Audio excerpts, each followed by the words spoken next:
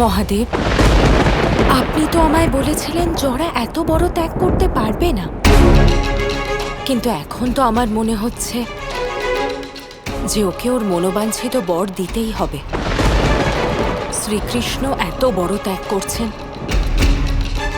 এই অবস্থায় আমার কি করণীয় মহাদেব?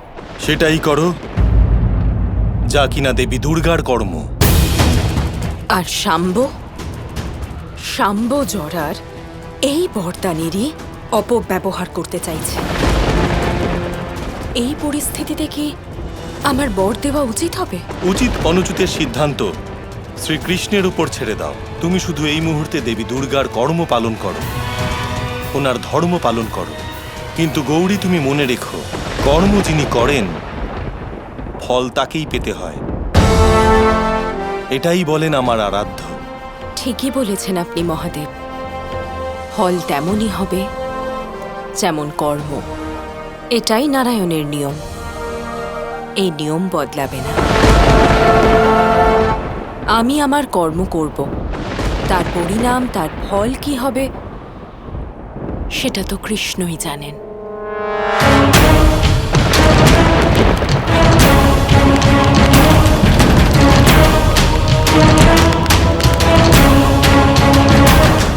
না কৃষ্ণ, তুমি এটা করতে পারো না। হে শ্রীকৃষ্ণ, দয়া করে দাঁড়ান, এরকমটা করবেন না, আমি অনুরোধ করছি। দাঁড়ান শ্রীকৃষ্ণ, দাঁড়ান। না কৃষ্ণ, তুমি নিজের কমল নয়ন আমার জন্য ত্যাগ করতে পারো না। এটা কোনো বড় ব্যাপার নয় রাধা, খুবই সাধারণ একটা ত্যাগ। একবার ভাবো, যদি এই পুজো না হয় তাহলে কি হবে? কৃষ্ণের কি হবে? কি হবে কৃষ্ণের আদর্শের? ওর প্রতিজ্ঞা তা তো অপূর্ণই থেকে যাবে। না কৃষ্ণ, আজ যাই হয়ে যাক না কেন, আমি তোমাকে নয়ন ত্যাগ করতে দেব না। ত্যাগ ছাড়া এই জীবন অসম্পূর্ণ রাধা। তোমার ইচ্ছে পূরণ করা হলো আমার কর্ম, তাই এই ত্যাগ করে আমি শুধুই নিজের কর্ম পালন করছি, আর তুমি এতে আমাকে বাধা দেবে না। তোমাকে আমার দিব্যি রইল।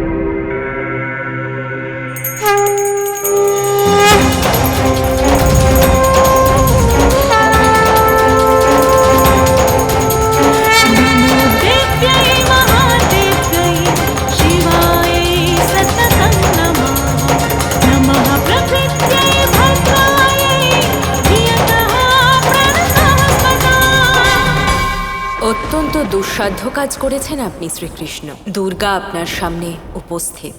হে মা দুর্গা, আপনি এখানে প্রকট হয়ে আমাদের উপর খুব বড় এক উপকার করেছেন। আপনার দর্শন লাভ করে আমি অত্যন্ত প্রসন্ন হয়েছি। আপনি আমার দর্শন লাভ করেই প্রসন্ন হয়েছেন, সন্তুষ্ট হয়েছেন, কিন্তু আপনি বর লাভের অধিকারী শ্রীকৃষ্ণ। চেয়ে নিন, আপনার যা ইচ্ছা হয়।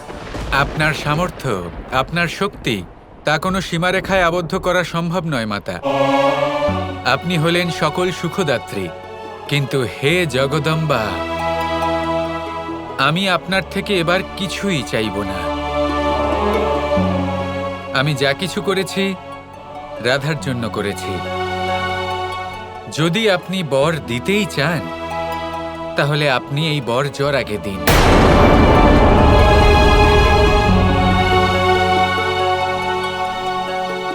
বলো জরা, তুমি কি বর চাও?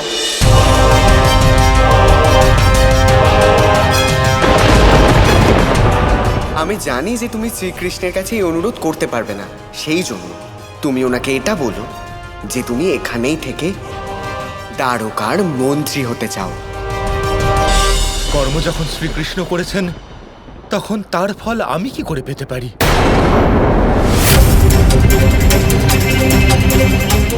হে দেবী মা, আমি আপনার থেকে বর চাইব ভেবেছিলাম, কিন্তু এইভাবে বর চাওয়া আমার পক্ষে ন্যায়সঙ্গত হবে না। আমায় ক্ষমা করবেন মা, আপনার থেকে কোনো রকম বর চাওয়ার যোগ্য আমি নই। যদি আপনি বরদান করতেই চান তাহলে শ্রী রাধাকে করুন।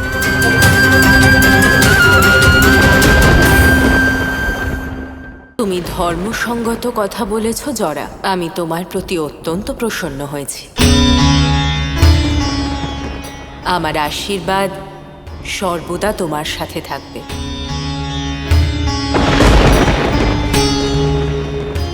বলুন রাধা, আপনার কি ইচ্ছা?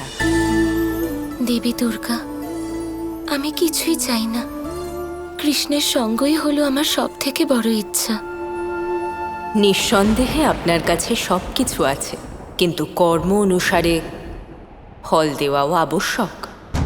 রাধা, তোমার মনে যা কিছু আছে তা চেয়ে নাও। ইনি হলেন মা দুর্গা। ইনি শুধু ভৌতিক এবং আধ্যাত্মিক শক্তি প্রদান করেন তা নয়, ইনি হলেন ভয় হরণকারী। ইনি তোমাকে নির্ভয় হবার বরদানও দিতে পারেন। হে জগৎ জননী মা দুর্গা, আমায় অভয় দান করুন। কৃষ্ণের প্রতি আমার যা ভয় আছে তা হরণ করে নিন। আমাকে সেই দুঃস্বপ্ন থেকে মুক্ত করুন যা আমায় বারবার ভীত করে। মা, আমার ভয় সমাপ্ত করে আমার হৃদয়কে নির্ভয় করে তুলুন মা। তথাস্তু।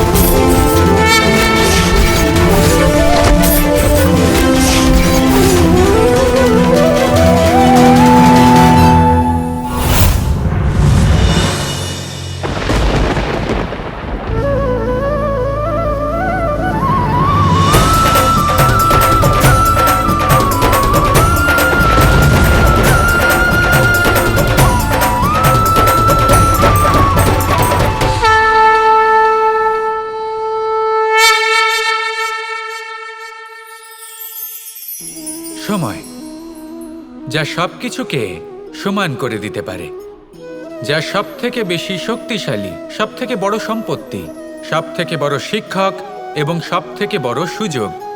এই সময় যখন ভালো যায় তখন তা আপনাকে আমিত্বে মত্ত করে তোলে, অহংকারে নিমজ্জিত করে দেয়।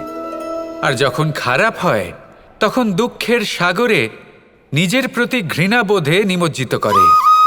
তাই এই সময়ে যা এত শক্তিশালী এক সম্পত্তি, এত মহান একটি ধন, তাকে এমনি এমনি নষ্ট হতে দেবেন না।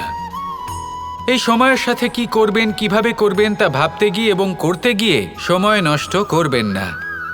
যদি আপনি এই সময় নষ্ট করেন তাহলে সময়ও নিশ্চিত করবে যে আপনার সাথে কি করা উচিত। তাই সময়ের সদ্ব্যবহার করুন আর আমার সাথে ভালোবেসে বলুন রাধা রাধা।